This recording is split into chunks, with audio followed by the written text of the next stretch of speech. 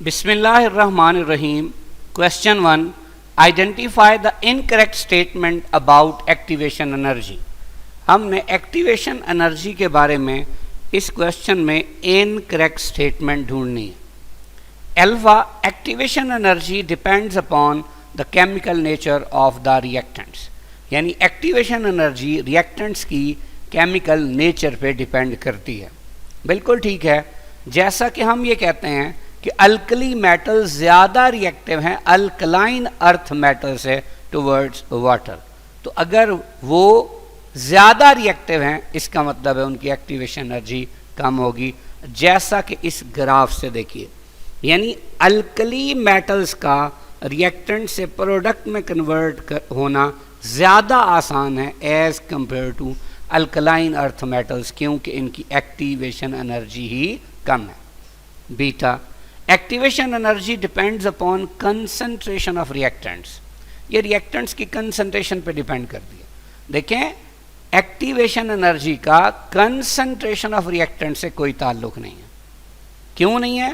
कि अगर हम सपोज किसी भी केमिकल रिएक्शन में रिएक्टेंट्स की कंसंट्रेशन बढ़ा दें, रेट ऑफ रिएक्शन ज़रूर बढ़ जाता है, लेकिन वो इसलिए नहीं बढ़ता कि उसकी एक्टिवेशन एनर्जी कम हो जाती, बल्कि वो इसलिए बढ़ता है क्योंकि रिएक्टेंट्स के अफेक्टिव कोलाइजेंस के चांसेस बढ़ जाते हैं, इसलिए रेट ऑफ रिएक्शन बढ़ जाता है. जबकि किसी भी केमिकल रिएक्शन के लिए जो एक्टिवेशन एनर्जी है उसकी मिकदार हमेशा क्या होती है? कांस्टेंट होती है. मसलन activation energy of alkali metals towards water हमेशा अगर इतनी है तो इतनी ही रहेगी, इसे सिवाय कैटलिस्ट के कोई भी चीज़ चेंज नहीं कर सकती. तो बीटा गलत है. Charlie, activation energy does not change with temperature. बिल्कुल ठीक है. एक्टिवेशन एनर्जी को सिर्फ कौन चेंज कर सकता है? Catalyst. Activation energy is always positive. अब देखिए, चाहे ये अल्कली मेटल्स हैं चाहे अल्कलाइन अर्थ मेटल्स है, देखिए यहाँ ये जो पॉइंट है ये है एक्टिवेटेड कम्प्लेक्स, या जिसे ट्रांजिशन स्टेट कहते हैं. तो रिएक्टेंट्स को यहाँ तक जाने के लिए जो एनर्जी चाहिए वही एक्टिवेशन एनर्जी है. तो चाहिए ना, इसका मतलब ये हमेशा क्या होगी? पॉजिटिव होगी. So the answer is beta. Question 2. Consider the following statement about molecularity. अब इस क्वेश्चन को समझने के लिए हम थोड़ी सी डिटेल देखते हैं. मॉलिक्यूलैरिटी ऑफ अ रिएक्शन क्या होती है? किसी भी केमिकल रिएक्शन में जो उसकी केमिकल इक्वेशन होती है उसमें जितने मॉलिक्यूल हिस्सा ले रहे होते हैं वो उसकी मॉलिक्यूलैरिटी कहलाती है. अब केमिकल रिएक्शंस दो तरह के होते हैं. ऐसे रिएक्शंस भी होते हैं जिन्हें एलिमेंट्री रिएक्शंस कहते हैं, और ऐसे रिएक्शंस भी होते हैं जिन्हें हम कम्प्लेक्स रिएक्शंस कहते हैं. देखिए, एलिमेंट्री रिएक्शंस ऐसे रिएक्शंस होते हैं जो एक ही स्टेप में होते हैं, जबकि कम्प्लेक्स रिएक्शंस ऐसे रिएक्शंस होते हैं जो एक से ज़्यादा स्टेप्स में होते हैं. अगर हम किसी एलिमेंट्री रिएक्शन की मॉलिक्यूलैरिटी की बात करें तो याद रखें उस एलिमेंट्री रिएक्शन में जो भी एक स्टेप है उसमें जितने मॉलिक्यूल हिस्सा ले रहे होंगे उतनी ही उसकी मॉलिक्यूलैरिटी होगी. लिहाजा मॉलिक्यूलैरिटी की बेस पे एलिमेंट्री रिएक्शंस की कई टाइप्स हो सकती हैं. जैसे यूनिमॉलिक्यूलर रिएक्शंस, यानी इनकी मॉलिक्यूलैरिटी 1 होगी. क्यों? कि इन केमिकल रिएक्शंस में रिएक्टेंट्स का सिर्फ एक मॉलिक्यूल हिस्सा ले रहा होगा, जैसे मैलिक एसिड से फ्यूमेरिक एसिड का बनना. बायमॉलिक्यूलर रिएक्शंस की मॉलिक्यूलैरिटी 2 होगी, जैसे एस्टर की हाइड्रोलिसिस, जैसा कि इसमें 2 मॉलिक्यूल हिस्सा ले रहे हैं, एक एस्टर और एक वाटर. टार मॉलिक्यूलर रिएक्शंस, इनकी मॉलिक्यूलैरिटी ही 3 होगी. क्यों? कि इनमें रिएक्टेंट्स के 3 मॉलिक्यूल केमिकल रिएक्शन में हिस्सा ले रहे होंगे, जैसे इस रिएक्शन में NO के 2 और O2 का 1 मॉलिक्यूल रिएक्शन में हिस्सा ले रहा है. मॉलिक्यूलैरिटी ऑफ कम्प्लेक्स रिएक्शंस कैसे होती है? देखें, ये एक कम्प्लेक्स रिएक्शन है, N2O5 की decomposition into NO2 and O2. जब हम इसका एक्सपेरिमेंट करते हैं, रिएक्शन का मैकेनिज्म स्टडी करते हैं, तो पता चलता है कि इसके अंदर 3 स्टेप्स हैं. अब जो पहला स्टेप है ये स्लोएस्ट स्टेप है. पहला जो स्टेप है वो कैसा स्टेप है?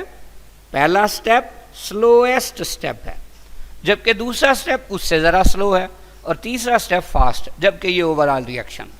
लिहाजा कम्प्लेक्स रिएक्शन में जो ओवरऑल रिएक्शन है उसकी मॉलिक्यूलैरिटी कोई ख़ास मीनिंग नहीं रखती, जबकि यहाँ मॉलिक्यूलैरिटी इंडिविजुअल स्टेप्स की डिटरमिन की जाती है। जैसे यहाँ इस स्टेप की भी मॉलिक्यूलैरिटी 2 है, दूसरे की भी 2 है, तीसरे की भी 2 है। जबकि अगर हम देखें ऑर्डर ऑफ रिएक्शन क्या होता है, तो ऑर्डर ऑफ रिएक्शन किसी भी केमिकल रिएक्शन में जो उसका मैकेनिज्म होता है, चाहे उस मैकेनिज्म से ये साबित हो कि वो एलिमेंट्री रिएक्शन है, चाहे ये साबित हो कि वो कम्प्लेक्स रिएक्शन है, तो जो उसका रेट डिटरमिनिंग स्टेप होता है यानी स्लोएस्ट स्टेप, उससे जो रेट इक्वेशन या रेट लॉ बनता है, उसमें रिएक्टेंट्स की कंसंट्रेशन की जो पावर होती है उसका सम क्या कहलाता है, ऑर्डर ऑफ रिएक्शन। मिसाल के तौर पे अगर हमारे पास H2 और I2 से HIK बनने की बैलेंस्ड केमिकल इक्वेशन हो तो ये क्या होगी, ये हमारे पास होगी H2 प्लस I2 और गिव्स 2HI। अब ये एक एलिमेंट्री रिएक्शन है, इसका यही स्टेप है, तो इसमें H2 का 1 और I2 का 1 मॉलिक्यूल हिस्सा ले रहे हैं, लिहाजा इसकी मॉलिक्यूलैरिटी भी 2 है और रेट इक्वेशन ये होगी, लिहाजा इसके मुताबिक ऑर्डर ऑफ रिएक्शन भी 2 ही है। इसी तरह क्लोरोफॉर्म की क्लोरीनेशन से CCl4 का बनना एक कम्प्लेक्स रिएक्शन है, यानी एक से ज़्यादा स्टेप्स में होता है, जबकि जो इसका सबसे स्लो स्टेप है उसमें क्लोरोफॉर्म का एक मॉलिक्यूल और Cl2 का हाफ मॉलिक्यूल यूज़ होता है, लिहाजा क्लोरोफॉर्म के लिहाज से ये फर्स्ट ऑर्डर, जबकि Cl2 के लिहाज से ये हाफ ऑर्डर यानी ओवरऑल 1.5 ऑर्डर यानी फ्रैक्शनल ऑर्डर ऑफ रिएक्शन। अब हम देख लेते हैं कि ऑर्डर ऑफ रिएक्शन और मॉलिक्यूलैरिटी में फ़र्क क्या है। ऑर्डर ऑफ रिएक्शन किसी केमिकल रिएक्शन में जो रेट लॉ होता है उसमें रिएक्टेंट्स की कंसंट्रेशन की जो पार्ट्स होती है उनके सम का नाम है, जबकि मॉलिक्यूलैरिटी क्या होती है, किसी सिंपल या एलिमेंट्री रिएक्शन में एक ही वक्त में कुलयन करने वाली रिएक्टिंग स्पीशीज की तादाद का नाम है। जैसे यहां हमने बात की थी कि मैलिक एसिड से फ्यूमेरिक एसिड बनते हुए इस रिएक्शन की मॉलिक्यूलैरिटी जस्ट 1 है। Order of reaction experimentally determined value है, यानी एक्सपेरिमेंट करेंगे, मैकेनिज्म पता चलेगा तो ऑर्डर ऑफ रिएक्शन पता चलेगा, अदरवाइज नहीं। जबकि मॉलिक्यूलैरिटी थ्योरेटिकल कंसेप्ट है, हर एलिमेंट्री रिएक्शन में जितने रिएक्टेंट्स के मॉलिक्यूल हिस्सा ले रहे होंगे वो उसकी मॉलिक्यूलैरिटी होगी, तो ये बैलेंस्ड केमिकल इक्वेशन को देख के बताई जा सकती है।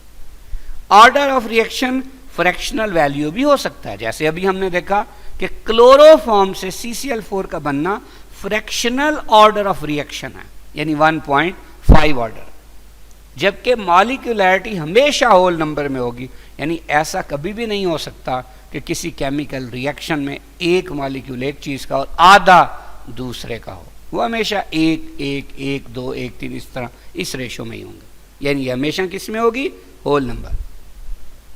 ऑर्डर ऑफ रिएक्शन 0 भी हो सकता है, जितने भी फोटोकेमिकल रिएक्शंस होते हैं वो 0 ऑर्डर रिएक्शंस होते हैं, जैसे फोटोसिंथेसिस, क्यों कि उनमें रिएक्टेंट्स की कंसंट्रेशन पे रेट ऑफ रिएक्शन डिपेंड नहीं करता।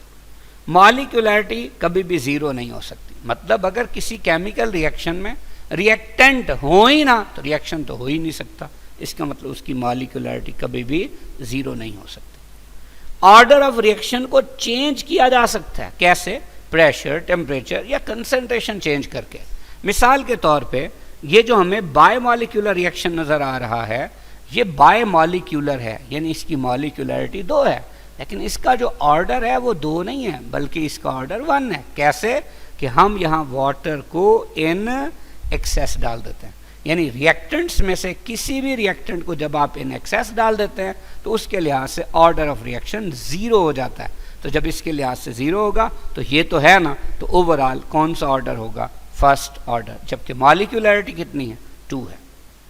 और molecularity is invariant for a chemical equation, किसी केमिकल इक्वेशन के लिए कभी भी आप मॉलिक्यूलैरिटी को चेंज नहीं कर सकते, यानी रिएक्टेंट्स की जो रेशियो है कंबाइन होकर प्रोडक्ट बनाने की वो हमेशा क्या रहेगी, वही रहेगी, यानी मॉलिक्यूलरिटी को आप चेंज नहीं कर सकते। अब क्वेश्चन क्या था कि consider the following statement about molecularity. तो पहली क्या है, molecularity of a reaction cannot be fraction. अभी हमने पढ़ लिया, बिल्कुल नहीं हो सकती, सही।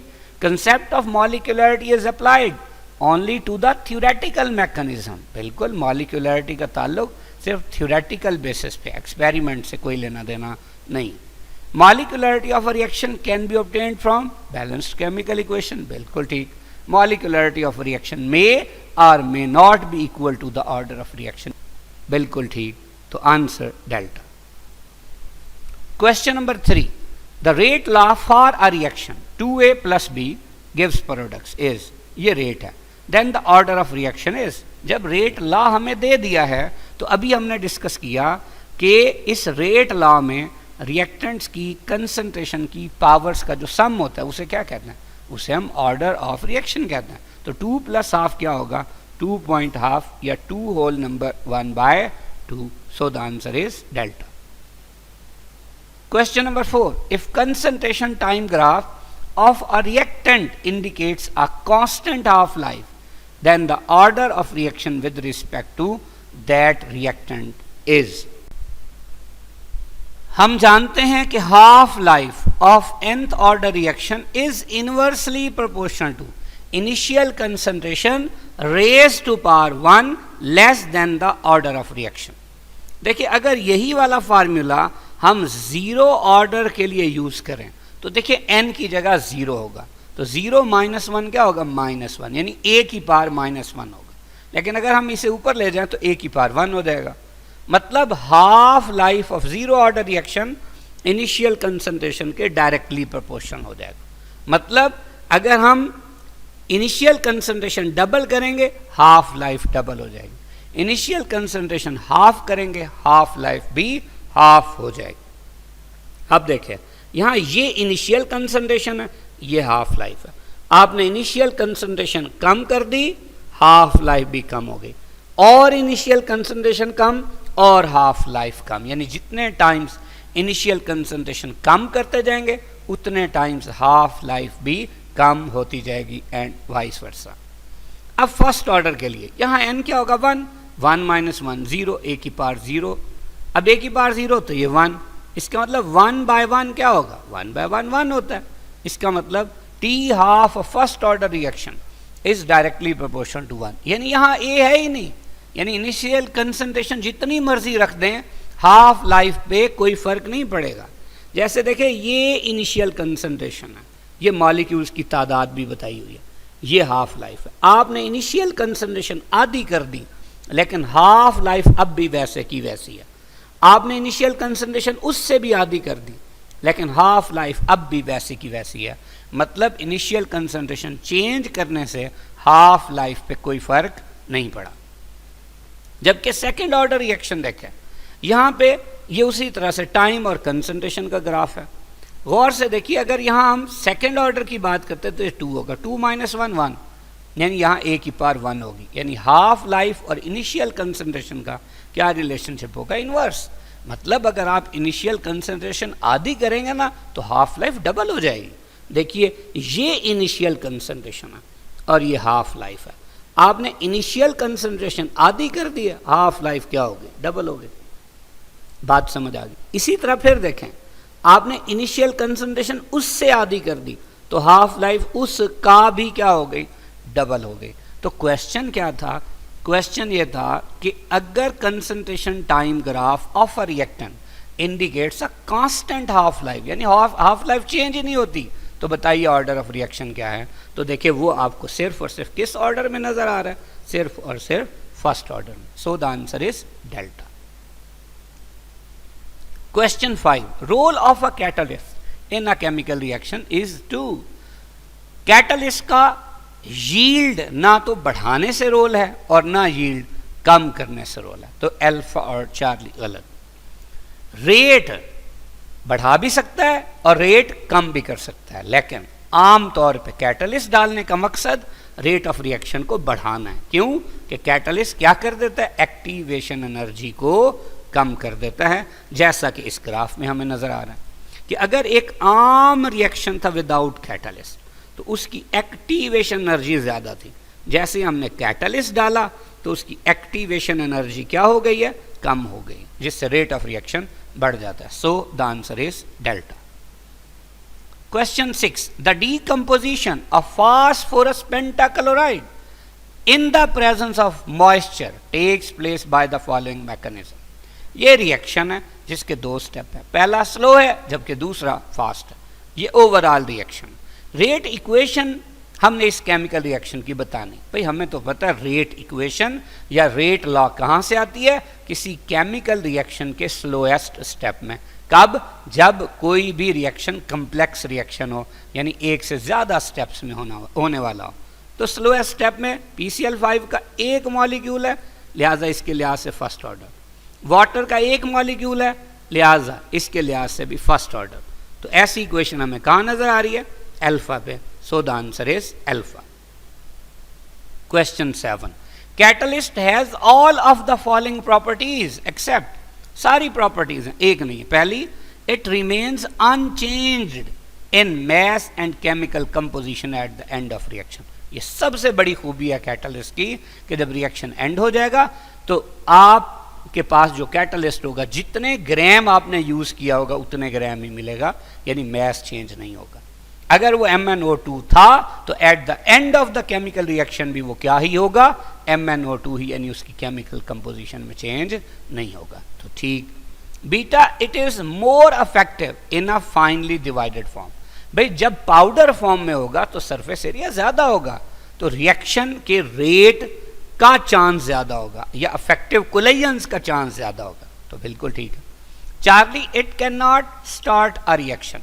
देखिए ये बात गलत है. इसलिए गलत है कि अगर यहां ये लिखा होता ना कि it can not start a reaction which is thermodynamically not feasible, तब सही होता. लेकिन यहां आधी बात है, ये गलत है. कैसे गलत है, देखें.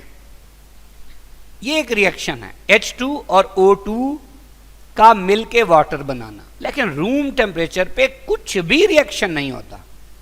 लेकिन जैसे आप प्लैटिनम ब्लैक डालते हैं, ये एक्ट करता है एज अ कैटलिस्ट और फ्यू सेकंड्स में वाटर बन जाता है, फ्यू सेकंड्स में.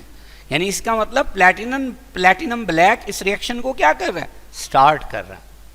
अब ये रिएक्शन स्टार्ट तब कर सकता है जब ये थर्मोडायनामिकली क्या था, फीजिबल था. लेकिन चूंकि ऑप्शन में था कि it can not start a reaction, एक रिएक्शन स्टार्ट ही नहीं कर सकता. लेकिन हमने तो देखा क्या कर सकता, स्टार्ट कर सकता है.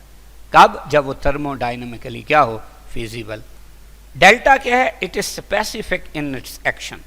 देखिए हमारे पास इथाइल अल्कोहल है, जब हम एल्यूमिना से इसको ट्रीट करते हैं तो इसकी डिहाइड्रेशन हो जाती है और इससे इथीन बन जाता है. लेकिन अगर यही इथाइल अल्कोहल कॉपर से ट्रीट कर दी जाए एट हाई टेम्परेचर तो ये एथनल या एसिटाल्डिहाइड में कन्वर्ट हो जाती है, जिसे हम कहते हैं डिहाइड्रोजिनेशन या ऑक्सीडेशन भी बोलते हैं हम. तो अब आप देखें, जैसे ही कैटलिस्ट चेंज हुआ, रिएक्टेंट तो सेम था, उसके प्रोडक्ट क्या हो गए, चेंज हो गया. तो एक कैटलिस्ट क्या हुआ, स्पेसिफिक इन इट्स एक्शन हुआ. तो ये बात सही है. तो कौन सी बात गलत थी, Charlie. So the answer is Charlie. Question 8. A solution of Q substance having concentration 0.2 mole per decimeter cube undergoes first order reaction at an initial rate of 3 into 10 raised to power minus 4 mole per decimeter cube per second. The value of rate constant for this reaction. देखिए बता दिया उसने first order. अगर हम reaction लिखें generally तो क्या होगा कि A gives B. अब रेट बराबर किसके होगा, K into concentration of A raise to power 1, क्योंकि कौन सा ऑर्डर है, फर्स्ट ऑर्डर. अब रेट की value 3 into 10 raise to power -4 है, क्वेश्चन में दी हुई है. K हमने मालूम करना है, कंसंट्रेशन बता दी 0.2 मोल पर डीएम क्यूब. अब चूंकि हमने K निकालना है, 0.2 उधर जाके क्या हो जाएगा, डिवाइड हो जाएगा. आपके पास वैल्यू आ जाएगी क्या, 1.5 इंटू 10 रेज टू पावर -3 पर second. So the answer is alpha. Question 9. The specific substance यानी metabolite that fits on the enzyme surface and is converted to products is called, उसे हम क्या कहते हैं, substrate. ये just by definition सबस्ट्रेट है। कैसे? देखिए ये हमारे पास एक एंजाइम, ये सबस्ट्रेट है। अब सबस्ट्रेट बेसिकली एंजाइम पे अपनी इन जगहों के जरिए क्या हो जाता है, फिट हो जाता है। अब जैसे ये फिट हो गया तो क्या होता है, एंजाइम वैसे का वैसा रीजनरेट हो जाता है और ये सबस्ट्रेट किस में कन्वर्ट हो जाता है, प्रोडक्ट्स में। इसे लॉक एंड की मॉडल भी बोलते हैं। तो इसका आंसर क्या हुआ, डेल्टा लेकेन। यहाँ पे कोफैक्टर, प्रोस्थेटिक ग्रुप और आइसो एंजाइम को समझने के लिए हम थोड़ी सी मजीद डिस्कशन करते हैं। देखें सबसे पहली बात, एंजाइम क्या होता है। एंजाइम बेसिकली बायोलॉजिकल कैटालिस्ट हैं, यानी जो लिविंग सेल्स के अंदर रिएक्शंस को कैटलाइज करते हैं, यानी उनके रेट ऑफ रिएक्शन को चेंज करते हैं, आमतौर पे बढ़ाने का काम करते हैं। अब एंजाइम्स दो तरह के होते हैं। ऐसे भी एंजाइम्स होते हैं जो सिर्फ और सिर्फ प्योर प्रोटीन होते हैं, और ऐसे भी होते हैं जिनमें दो तरह के पोर्शन होते हैं, एक प्रोटीन पार्ट और एक नॉन प्रोटीन पार्ट। अब जो प्योर प्रोटीन वाले एंजाइम है उनमें जैसे पेप्सिन है या ट्रिप्सिन, जबकि वो एंजाइम जिनमें प्रोटीन पार्ट और नॉन प्रोटीन पार्ट दोनों होता है, उनमें से प्रोटीन पार्ट को कहते हैं एपो एंजाइम, जबकि नॉन प्रोटीन पार्ट को कहते हैं कोफैक्टर। जबकि कोई भी एंजाइम जो एपो एंजाइम और कोफैक्टर को मिला के हो तो उसे हम कहते हैं हॉलो एंजाइम। अब जो कोफैक्टर है इसका काम क्या है, इसका काम एंजाइम और सबस्ट्रेट में ब्रिज का काम करना है, या ये बेसिकली कैटालाइसिस के लिए केमिकल एनर्जी का सोर्स होता है। कौन भला, कोफैक्टर। अब कोफैक्टर जो है इसकी दो टाइप्स होती हैं। ऐसा भी हो सकता है जो लूजली अटैच्ड हो, किसके साथ, एंजाइम के साथ, और दूसरा प्रोटीन पार्ट के साथ। ऐसा भी होता है जो परमानेंटली या कोवेलेंटली अटैच्ड हो।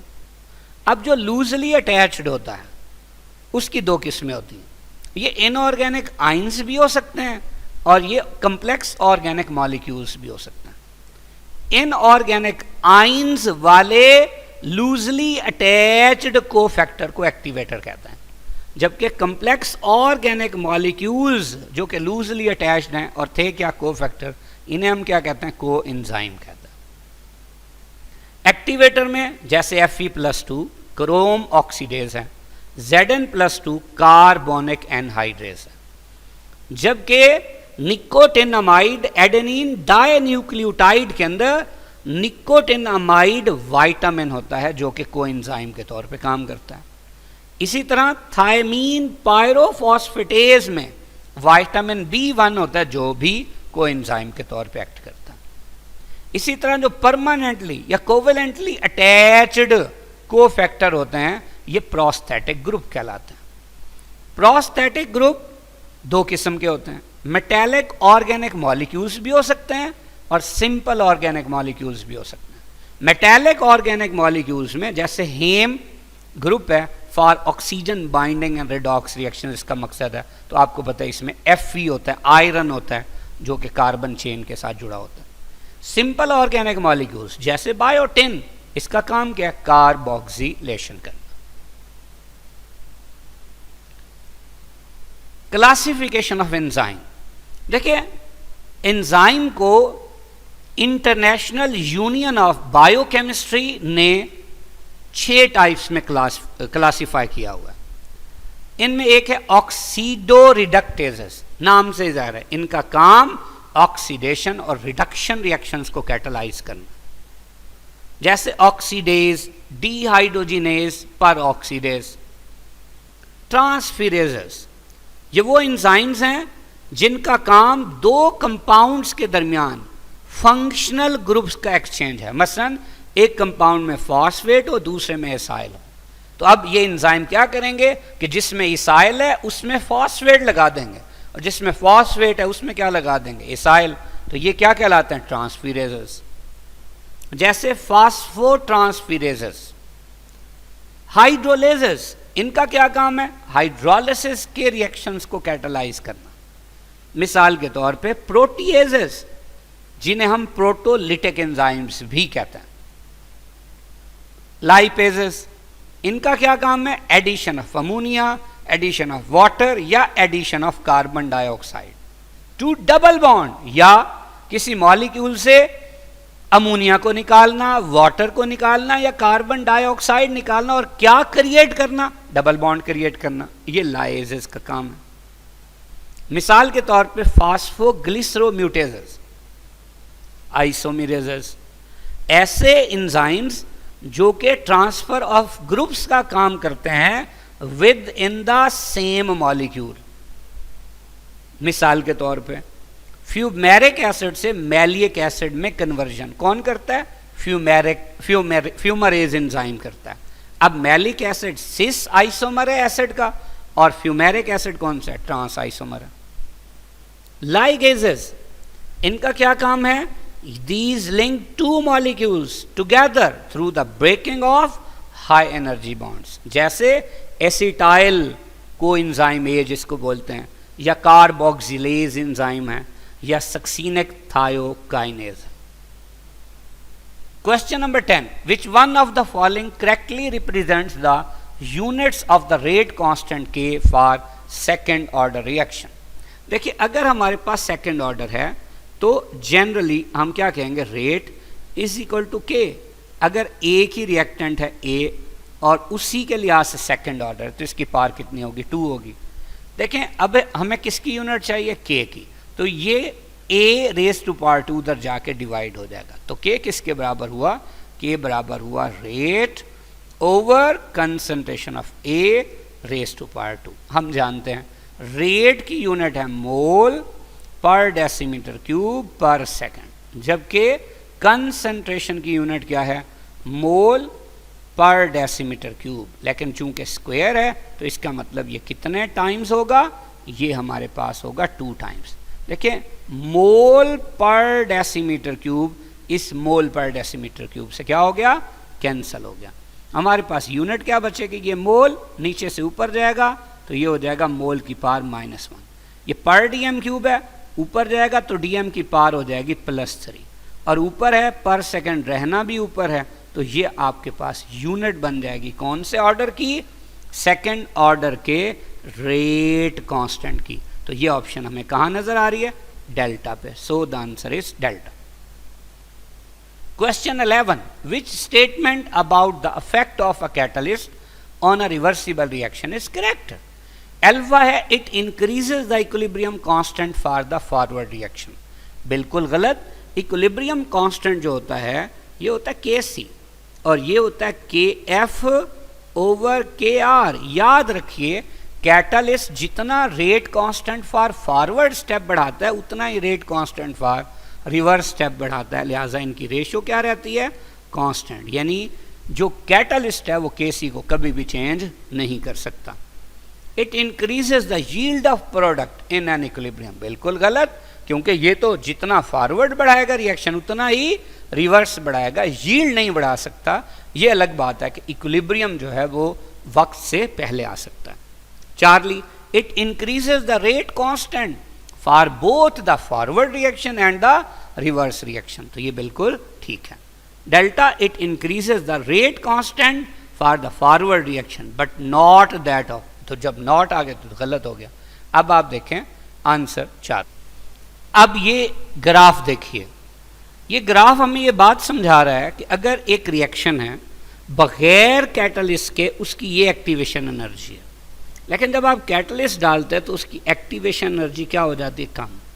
लेकिन ये एक्टिवेशन एनर्जी सिर्फ फॉरवर्ड डायरेक्शन वाली कम नहीं होती, वो रिवर्स वाली भी कम हो जाती। अगर रिवर्स की एक्टिवेशन एनर्जी को भी इस ग्राफ में हम रिप्रेजेंट कर दें तो देखिए, कैटलिस्ट से पहले ये होगी रिवर्स की एक्टिवेशन एनर्जी, लेकिन कैटलिस्ट डालने पे रिवर्स की एक्टिवेशन एनर्जी सिर्फ इतनी रह जाएगी।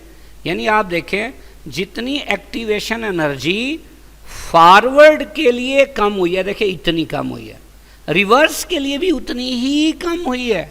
तो लिहाजा एक कैटलिस्ट जितना फॉरवर्ड में रेट ऑफ रिएक्शन बढ़ाता है उतना ही रिवर्स डायरेक्शन में बढ़ाता है। क्यों? कि जितनी एक्टिवेशन एनर्जी फॉरवर्ड स्टेप के लिए कम होती है उतनी ही रिवर्स स्टेप के लिए भी कम होती है। So the answer is 4। Question 12, with the increase of 10 degree Celsius temperature the rate of reaction doubles. This increase in rate of reaction is due to. देखिए जब आप 10 डिग्री सेल्सियस टेम्परेचर बढ़ाते हैं तो रेट डबल हो जाता है। क्यों?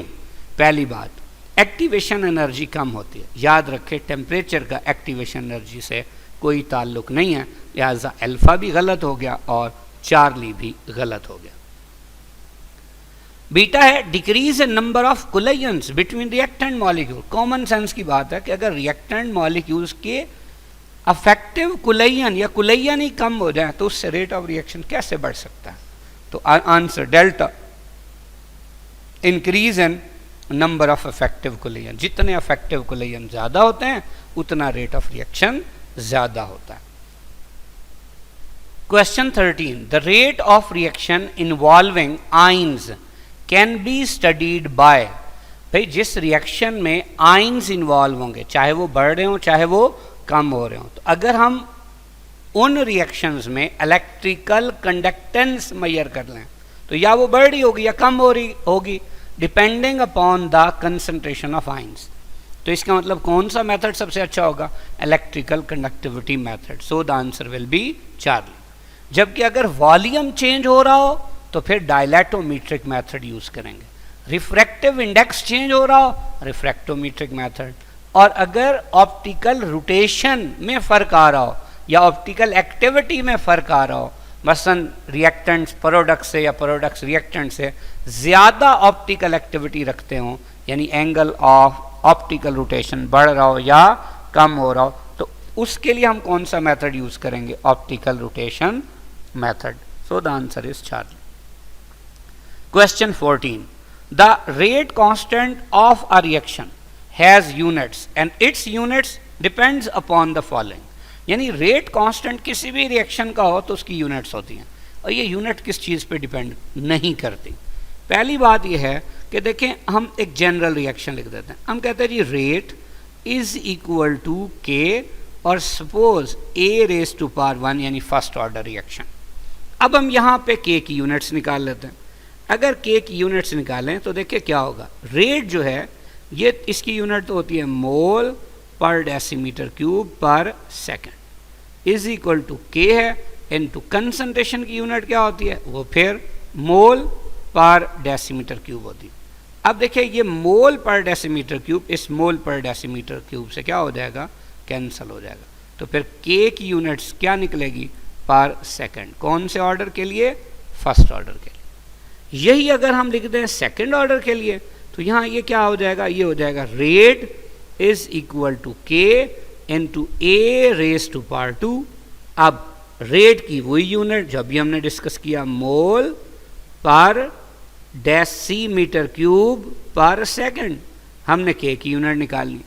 अब ए जो कि कंसंट्रेशन है, यूनिट होगी मोल पर डेसीमीटर क्यूब, लेकिन चूंकि स्क्वायर है तो ये 2 दफ़ा होगा, मोल पर डेसीमीटर क्यूब।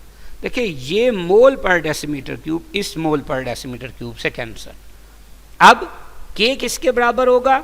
हमारे पास बराबर होगा ये पर सेकंड ऐसे रहेगा, ये उधर जाके डिवाइड हो जाएगा। तो के किसके बराबर हुआ? मोल की पावर हो जाएगी -1, डीएम की पावर +3 और वो पर सेकंड वैसे का वैसा। अब आप देखिए यूनिट चेंज हो गए, यानी इसका मतलब तो हमें नज़र आ रहा है कि पहली बात कि the unit in which time is measured. अब अगर मैं यहाँ पर सेकंड की बजाय पर आर कर देता तो चेंज हो जाती है ना unit. Beta the units in which concentration is measured, भाई ये तो हमने मोलैरिटी यूज़ किया तो ऐसी यूनिट आई है। अगर यहाँ मोलैरिटी की बजाय मैं मोलैलिटी कर दूँ, पार्ट्स पर मिलियन कर दूँ, तो ये वैल्यू चेंज हो जाएगी, यूनिट चेंज हो जाएगी। ऑर्डर ऑफ रिएक्शन, आपने देखा जब आपने ऑर्डर ऑफ रिएक्शन 1 या 2 किया तब भी यूनिट क्या हो गई? चेंज हो गई। इसका मतलब सिर्फ एक ही चीज़ पे डिपेंड नहीं करती, that is molecularity of reaction. So the answer is delta. Question 15, in some reactions a product form acts as a catalyst, this phenomena is called. अब इसको समझने के लिए हमारे पास कुछ डिस्कशन है। देखें नेगेटिव कैटालाइसिस क्या होता है। बाज़ औक़ात किसी केमिकल रिएक्शन में एक ऐसा कैटलिस्ट डालते हैं जो रेट ऑफ रिएक्शन को बढ़ाने की बजाय कम कर देता है, उसे नेगेटिव कैटलिस्ट भी कहते हैं और हम उसे इनहिबिटर भी कहते हैं। नेगेटिव कैटलिस्ट भी कहते हैं और इनहिबिटर भी कहते हैं। और ये फिनोमिना क्या कहलाता है? ये फिनोमिना कहलाता है नेगेटिव कैटालाइसिस या इनहिबिशन, और ये आम तौर पे रेट ऑफ रिएक्शन को बढ़ाने की बजाय कम करने का काम करता है। एग्जाम्पल्स क्या हैं? जैसे हमारे पास ऑक्सीडेशन है ट्राइक्लोरोमीथेन की। अब आम तौर पे ट्राइक्लोरोमीथेन या जिसे क्लोरोफॉर्म कहते हैं वो एयर में पड़ी रहे तो ऑक्सीडाइज होके COCl2 बना देती है, जिसे कार्बोनाइल क्लोराइड कहते हैं। लेकिन अगर 2% एथनॉल इसके अंदर डाल दी जाए तो ये जो रिएक्शन है या फॉर्मेशन ऑफ कार्बन क्लोराइड है इसको कम या सप्रेस किया जा सकता है। तो ये एथनॉल इस रिएक्शन में क्या होगी? Negative catalyst. इसी तरह डीकंपोजिशन ऑफ हाइड्रोजन पेरोक्साइड। अब डीकंपोजिशन ऑफ हाइड्रोजन पेरोक्साइड को रोका जा सकता है या रिटार्ड किया जा सकता है। कैसे? या तो इसमें डाइल्यूट एसिड डाल दें या क्या डाल दें? ग्लिसरॉल। तो हाइड्रोजन पेरोक्साइड की डीकंपोजिशन के लिए कोई भी डाइल्यूट एसिड या ग्लिसरॉल किसके तौर पे एक्ट करती है? नेगेटिव कैटलिस्ट के तौर पे। ये फिनोमिना क्या होगा? Negative catalysis. टेट्राइथाइल लेड डालते हैं किसमें? पेट्रोल में। उसका फायदा क्या होता है कि ये टू रैपिड या explosive combustion of the fuel को रोकती है, यानी उसके रेट ऑफ रिएक्शन को कम करती है, जिससे क्या नहीं होती? नॉकिंग नहीं होती। तो ये भी रेट ऑफ रिएक्शन को कम करता है। तो tetraethyl lead in the combustion of fuel क्या है? एंटी नॉकिंग एजेंट या नेगेटिव कैटालिस्ट, और फिनोमिना नेगेटिव कैटालाइसिस। प्रोमोटर्स क्या होते हैं या एक्टिवेटर्स क्या होते हैं या कैटालिस्ट फॉर द कैटालिस्ट क्या होते हैं? एक ऐसा केमिकल जो खुद तो कैटालिस्ट नहीं होता लेकिन एक कैटालिस्ट की एक्टिविटी को प्रोमोट कर देता है, उसे एक्टिवेट कर देता है, उसे कैटालाइज कर देता है, उसे प्रोमोटर, एक्टिवेटर या कैटालिस्ट फॉर द कैटालिस्ट कहता है।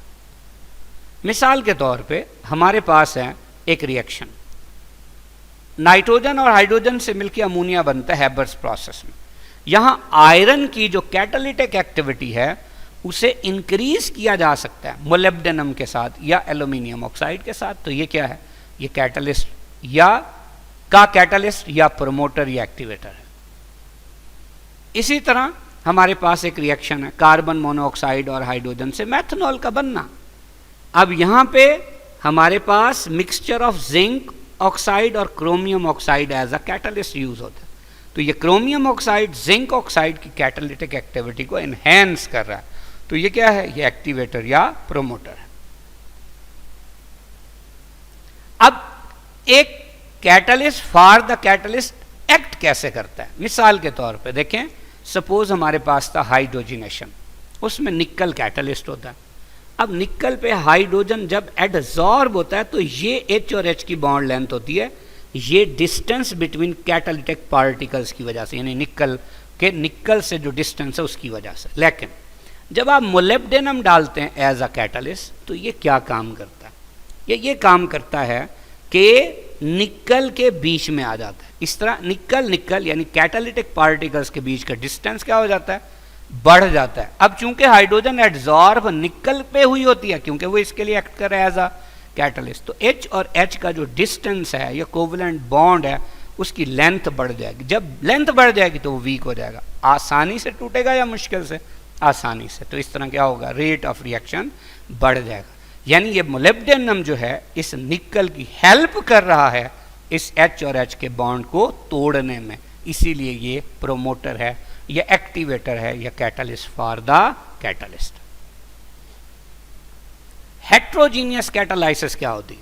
अगर किसी भी केमिकल रिएक्शन में रिएक्टेंट्स और कैटालिस्ट की फिजिकल स्टेट डिफरेंट हो तो वो हेट्रोजीनियस कैटालाइसिस कहलाती है। मिसाल के तौर पे हमारे पास गैशियस रिएक्टेंट्स की एग्जाम्पल हैं हेट्रोजीनियस कैटालाइसिस की, जैसे SO2 गैस है, O2 गैस है, बनता है SO3, ये भी गैस है।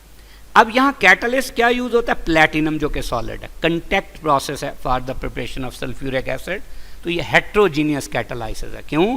कि रिएक्टेंट्स की गैशियस स्टेट है और कैटालिस्ट की सॉलिड स्टेट यानी डिफरेंट स्टेट में मौजूद है। इसी तरह हमारे पास हैबर्स प्रोसेस में अमोनिया का बनना है, लेकिन रिएक्टेंट्स यानी नाइट्रोजन हाइड्रोजन गैशियस स्टेट में और कैटालिस्ट आयरन सॉलिड स्टेट में। हैबर्स प्रोसेस है ये। इसी तरह हमारे पास लिक्विड रिएक्टेंट्स के लिए भी हेट्रोजीनियस कैटालाइसिस होती है। जैसे हाइड्रोजन पर ऑक्साइड का डीकम्पोज होके वाटर और ऑक्सीजन में कन्वर्ट होना। अब हाइड्रोजन पर ऑक्साइड क्या है? लिक्विड, जबकि कैटलिस्ट प्लेटिनम क्या है? वो सॉलिड है। तो डिफरेंट फिजिकल स्टेट्स हैं रिएक्टेंट्स और कैटलिस्ट की, इसीलिए हेट्रोजीनियस कैटालाइसिस। ऑटो कैटालाइसिस, जब किसी केमिकल रिएक्शन में कोई प्रोडक्ट बने और वो प्रोडक्ट खुद एक्ट करने लग जाए एज अ कैटलिस्ट, तो उसे ऑटो कैटालिस्ट कहते हैं। और ये फिनोमिना क्या कहलाता है? Auto catalysis. मिसाल के तौर पे हाइड्रोलिसिस ऑफ एन एस्टर पहले स्लो होता है, बाद में फास्ट हो जाता है। क्यों? कि हाइड्रोलिसिस के दौरान बनता है कार्बोक्सिलिक एसिड, वो एक्ट करने लग जाता है एज अ कैटलिस्ट। चूंकि ये प्रोडक्ट भी है और खुद एक्ट कर रहा है एज अ कैटलिस्ट भी, इसीलिए ये auto catalytic reaction. Oxidation of oxalic acid, जब हम KMnO4 के जरिए ऑक्सैलिक एसिड के साथ टाइट्रेशन करते हैं तो शुरू में स्लो होती है, बाद में फास्ट हो जाती है। क्यों? कि रिएक्शन के नतीजे में बनता है MnSO4 जो कि एक्ट करने लग जाता है एज अ कैटलिस्ट। तो ये क्या है? ऑटो कैटालिस्ट और phenomena auto catalysis. Decomposition of arsine, देखिए आर्सीन किसे कहते हैं? ASH3 को आर्सीन कहते हैं। जब ASH3 यानी आर्सीन डीकम्पोज होता है तो बेसिकली रिएक्शन क्या होता है? ये है ASH3, ये डीकम्पोज होके बनाता है 2AS + 3H2। अब ये रिएक्शन पहले स्लो होता है, लेकिन आहिस्ता आहिस्ता क्या होता जाता है? फास्ट। क्यों? कि इसमें जो आर्सेनिक बनता है वो खुद एक्ट करने लग जाता है एज अ कैटलिस्ट, तो बाद में रिएक्शन का रेट क्या हो जाएगा? फास्ट हो जाएगा। तो ये ऑटो कैटालिस्ट है और फिनोमिना ऑटो कैटालाइसिस। अब ऑप्शंस क्या थी क्वेश्चन के मुताबिक? क्वेश्चन था in some reactions a product formed as a catalyst this phenomena is, तो हमने अभी डिस्कस किया ऑटो कैटालाइसिस। जबकि नेगेटिव कैटालाइसिस भी डिस्कस कर लिया, एक्टिवेशन ऑफ कैटलिस्ट भी और हेट्रोजीनियस कैटालाइसिस भी। सो the answer is delta. Question 16. All of the following reactions have molecularity equal or greater than 2, but order of reaction is 1. Are pseudo first order reactions except? देखिए hydrolysis of ester, ये hydrolysis of ester का reaction है।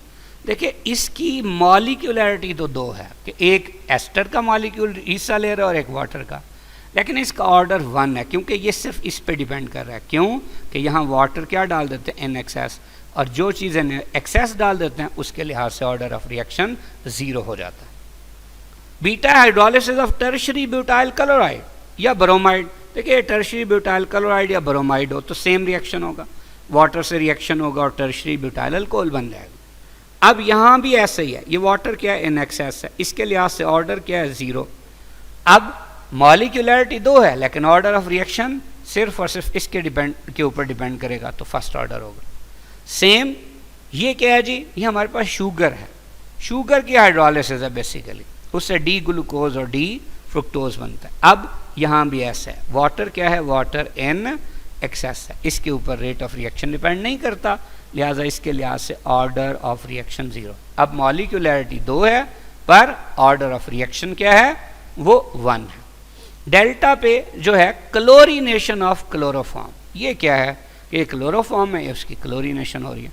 आप जानते हैं कि इसमें जो स्लो स्टेप है उसके मुताबिक अभी हमने डिस्कस भी किया था, जो CHCl3 है उसका एक मॉलिक्यूल जबकि क्लोरीन का हाफ मॉलिक्यूल हिस्सा लेता है, लिहाजा ऑर्डर कितना है? ऑर्डर होगा 1 + हाफ यानी 1.5। तो कितना नहीं है? 1 नहीं है, और मॉलिक्यूलरिटी तो 2 ही है, एक क्लोरोफॉर्म है और एक क्लोरीन है। So the answer is delta. Question 17. The process which takes place in the presence of a catalyst is called catalysis. Which of the following reaction is type of homogeneous catalysis? देखो homogeneous catalysis क्या होती है? एक ऐसा catalyst जो कि किसी ऐसे केमिकल रिएक्शन में यूज हो रहा हो जिसमें रिएक्टेंट्स की फिजिकल स्टेट वही हो जो उस कैटलिस्ट की हो, तो ये जो फिनोमिना होगा ये होमोजीनियस कैटालाइसिस कहलाएगा। मिसाल के तौर पे SO2 और O2 से SO3 का बनना किस प्रोसेस में? लेड चैम्बर प्रोसेस में NO की प्रेजेंस में, अब NO भी गैस है, रिएक्टेंट्स भी गैस हैं, ये होमोजीनियस कैटालाइसिस की एग्जांपल। इसी तरह हमारे पास एसेटल्डिहाइड के वेपर्स आयोडीन के वेपर्स के जरिए डीकम्पोज होके मीथेन और कार्बन मोनोऑक्साइड बनाते हैं। अब एसेटल्डिहाइड भी गैसियस स्टेट में है और आयोडीन भी गैसियस स्टेट में, जो कि कैटलिस्ट है। तो रिएक्टेंट्स और कैटलिस्ट दोनों की फिजिकल स्टेट सेम है, इसलिए क्या है, होमोजीनियस कैटालाइसिस। अब देखिए ये पहला जो रिएक्शन है, अमोनिया की ऑक्सीडेशन से NO और वाटर बनता है, ये ऑस्टवर्ल्ड प्रोसेस है। इसमें रिएक्टेंट्स गैसियस स्टेट में है, कैटलिस्ट सॉलिड स्टेट में। अभी पढ़ा था, ये तो हेट्रोजीनियस कैटालाइसिस है। बीटा इथीन भी गैस है, हाइड्रोजन भी गैस है, निकल कैटलिस्ट है, ये सॉलिड है, डिफरेंट स्टेट्स होगी, हेट्रोजीनियस कैटालाइसिस। चार्ली अभी डिस्कस किया हमने, ये क्या है, ये लेड चैम्बर प्रोसेस है for the production of sulphuric acid.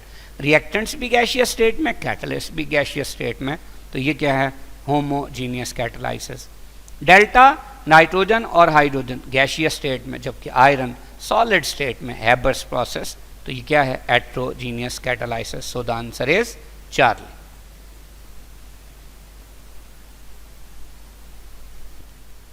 Question 18. The experimental relationship between a rate of reaction and concentration of reactants is called.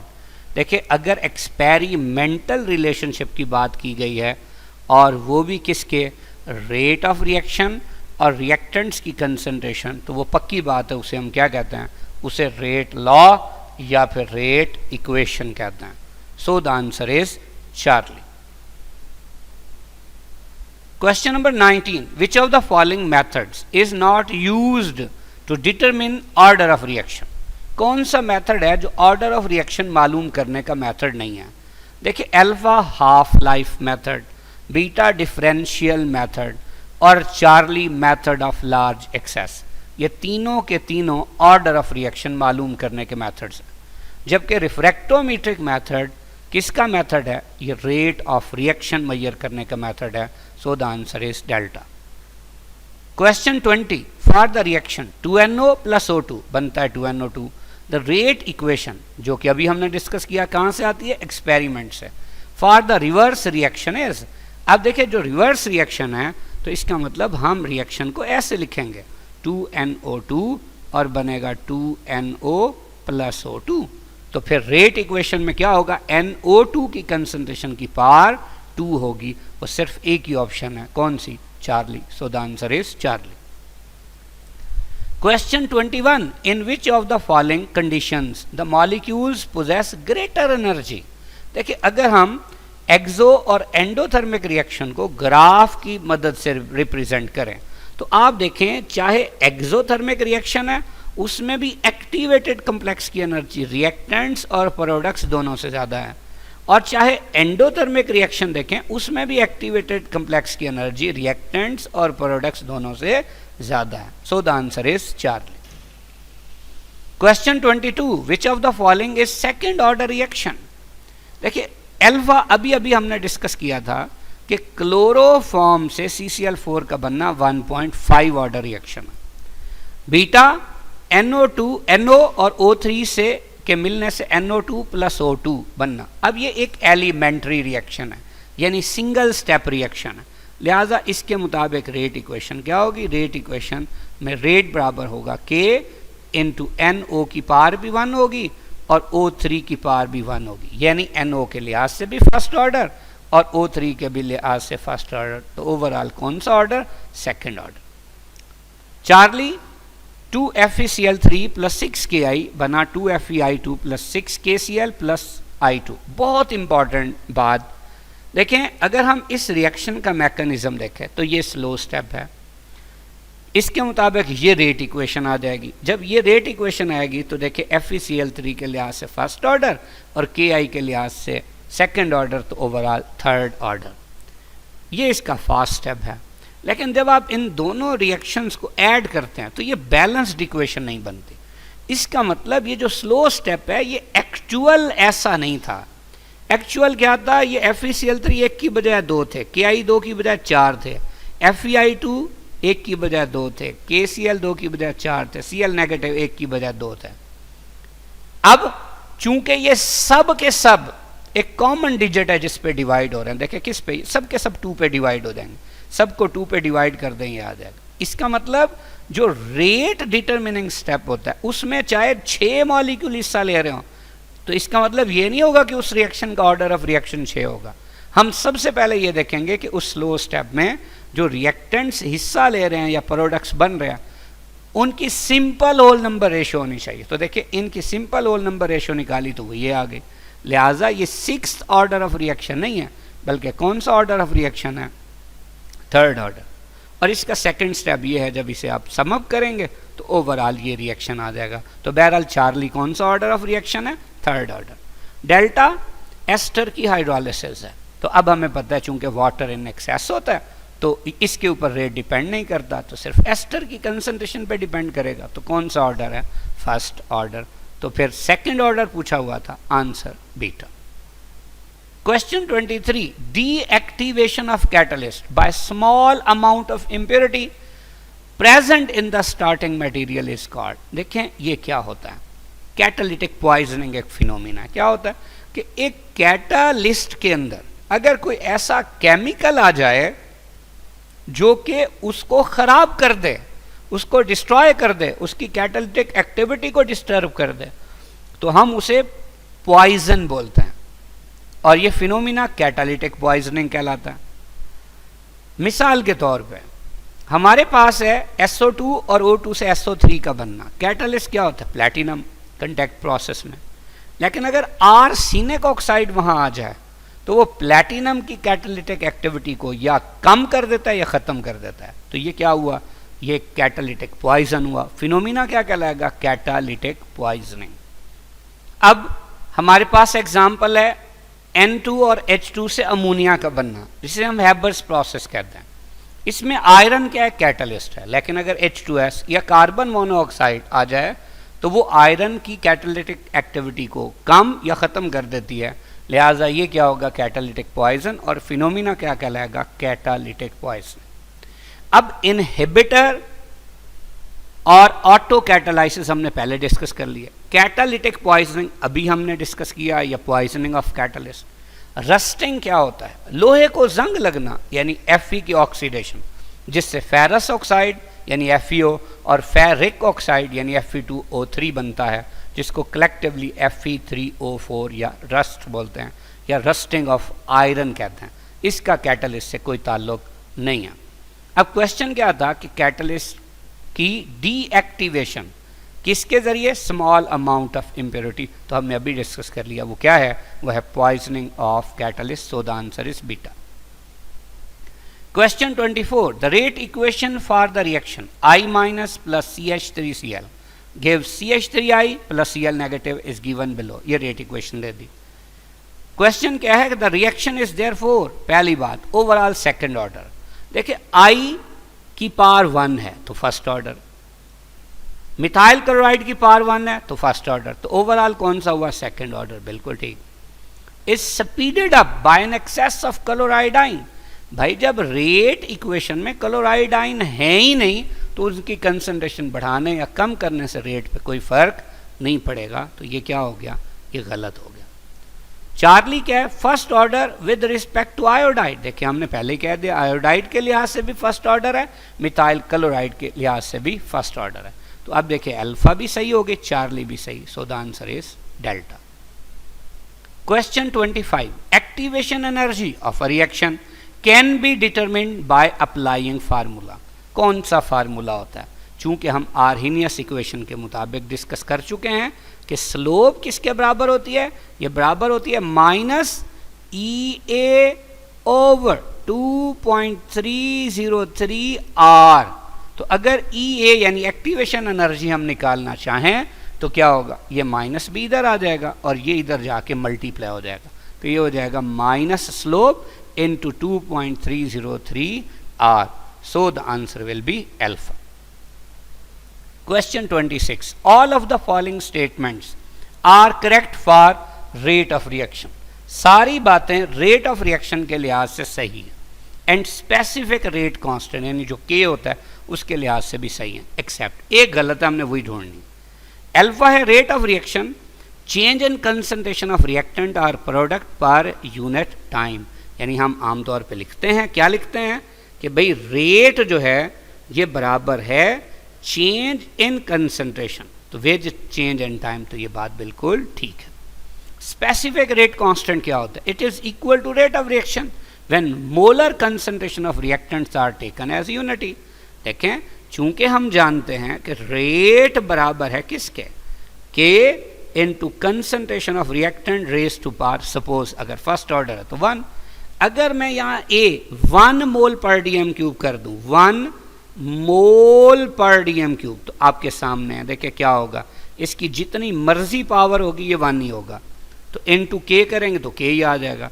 तो इसका मतलब इस केस में रेट बेसिकली के बराबर होगा, तो ये बात भी क्या है, ये बात भी सही है।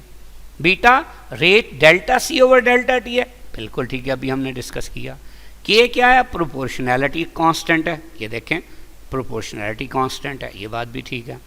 रेट की यूनिट है मोल पर डेसीमीटर क्यूब और पर सेकंड स्क्वायर, गलत, ये क्या है, पर सेकंड है। कैसे, ये जो चेंज इन कंसंट्रेशन है ये है मोल पर डेसीमीटर क्यूब और टाइम की यूनिट क्या है, सेकंड है, तो अगर हम इसे ऊपर लिखेंगे तो ये बन जाएगा मोल पर डेसीमीटर क्यूब पर सेकंड। सो ये ऑप्शन गलत है।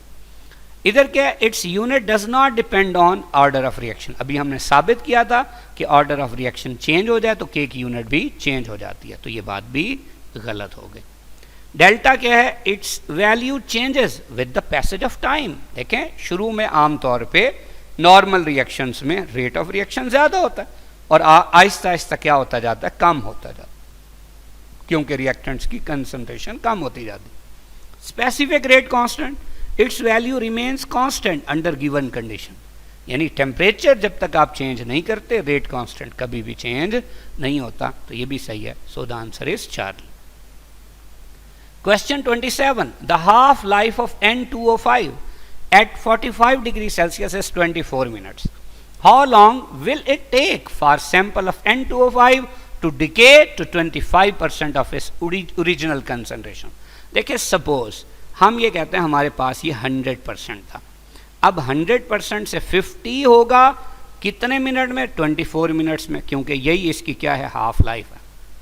अब अगर ये 50 से 25 होगा यानी इसका हाफ होगा, तो ये भी फिर कितने मिनट्स में, 24 मिनट्स में।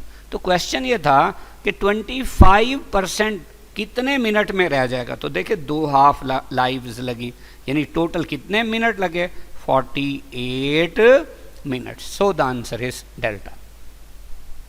Question 28. Order of reaction helps us to determine mechanism of reaction. Which of the following formula is used to determine order of reaction? तो ये हाफ लाइफ मेथड से ऑर्डर ऑफ रिएक्शन मालूम करने का method है, तो कौन सा फार्मूला है, alpha. Question number 29. All of the following statements about type of catalysis are correct except homogeneous catalysis, जिसमें कैटलिस्ट और रिएक्टेंट्स की सेम फेज हो, अभी पढ़ा था, बिल्कुल ठीक। हेट्रोजीनियस कैटालाइसिस में कैटलिस्ट और रिएक्टेंट्स की सेम फेज ना हो, बिल्कुल ठीक है। In the hydrogenation of vegetable oils nickel catalyst is used, ये भी सही है। डेल्टा है, in heterogeneous catalysis the reaction takes place at the surface of solid and absorption of gaseous reactants takes place. देखें, at the type of solid surface तो ठीक है, लेकिन एब्जॉर्प्शन नहीं होती बल्कि एडजॉर्प्शन होती है। So the answer is delta. Question 30. The instrument which is used to measure the angle through which plane polarized light is rotated by the reaction mixture is called. देखिए, जो प्लेन पोलराइज्ड लाइट के angle of rotation को major करता है उसे हम कहते हैं polarimeter. So the answer is alpha. लेकिन ये रिफ्रैक्टोमीटर क्या होता है, जो रिफ्रैक्टिव इंडेक्स को मेजर करता है। फोटोमीटर क्या होता है, फोटोमीटर बेसिकली एक ऐसा इंस्ट्रूमेंट है जो कि इलेक्ट्रोमैग्नेटिक रेडिएशंस की स्ट्रेंथ को मेजर करता है, पर किस रेंज में, यूवी रेडिएशन से इंफ्रारेड रेडिएशंस की रेंज में। और आमतौर पे जो फोटोमीटर्स होते हैं वो लाइट को इलेक्ट्रिक करंट में कन्वर्ट करते हैं। क्या यूज करके? फोटो रेजिस्टर यूज करके, फोटो डायोड यूज करके, या फोटो मल्टीप्लायर यूज करके। तो ये एक कॉमन सा फोटोमीटर यहाँ डायग्राम में दिखाया गया। स्पेक्ट्रोफोटोमीटर क्या होता है? स्पेक्ट्रोफोटोमीटर बेसिकली किसी भी रिएक्शन मिक्सचर में यूवी रेडिएशन, अल्ट्रावायलेट रेडिएशन या इंफ्रारेड रेडिएशन की एक्सटेंट ऑफ एब्जॉर्बेंस या ट्रांसमिटेंस को मेजर करता है। So the answer is alpha. Question 31, which is the measure of activation energy in an endothermic reaction?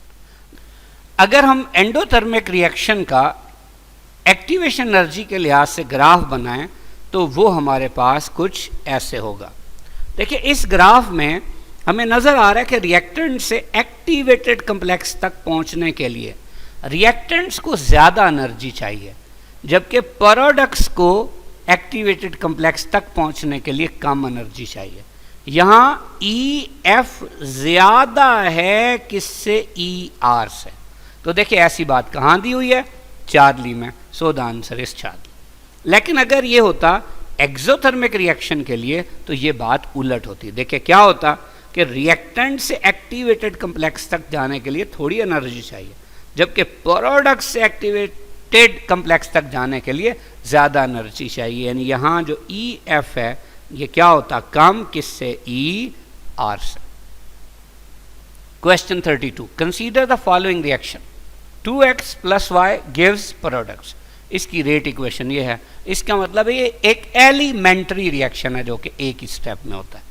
If the molar concentration of x and y is increased 3 times then rate of reaction increases.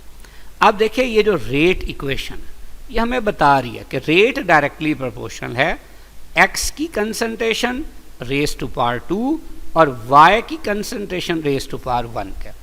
हम suppose करते हैं कि पहले दोनों की concentration कितनी थी जी? 1 थी, x की भी और y की। तो आप देखिए रेट क्या होगा? 1। अब वो कहता है दोनों की कंसंट्रेशन हमने कितने टाइम्स कर दी? 3 टाइम्स। तो लें जी, हम इधर भी 3 लिख देते हैं और इधर भी 3 लिख देते हैं। इसकी पावर 2 थी, इसकी पावर 1 थी। अब देखिए, अब क्या आएगा? 3 3 9 और 3 की पावर 1 है तो 3, तो 9 3 27। तो रेट बेसिकली कितने टाइम्स हो जाएगा? 27 times. Answer delta. Question 33, the unit of specific rate constant for first order reaction. अभी हमने ये कैलकुलेट भी किया था, दोबारा देख लेते हैं। Rate is equal to K into concentration of reactant raise to power 1। ये फर्स्ट ऑर्डर हो गया।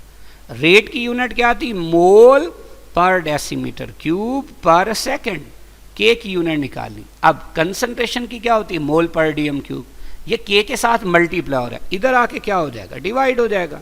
तो जब ये डिवाइड होगा तो ये देखें, ये मोल पर डीएम क्यूब से कैंसिल, जबकि K जस्ट किसके इक्वल हुआ? पर सेकेंड के। So the answer is beta. Question 34, experiment show that most of the reactions can be related to the concentration of individual reactants by an equation of the form क्या है जी? Rate is equal to K into concentration of reactants raise to power n। n क्या है? Order of reaction. हम जानते हैं order of reaction 0 हो सकता है, फर्स्ट हो सकता है, सेकंड हो सकता है, थर्ड तो हो सकता है, बट थर्ड से ज्यादा नहीं हो सकता, जबकि डेल्टा पे ग्रेटर देन थर्ड भी लिखा हुआ है। So the answer is delta.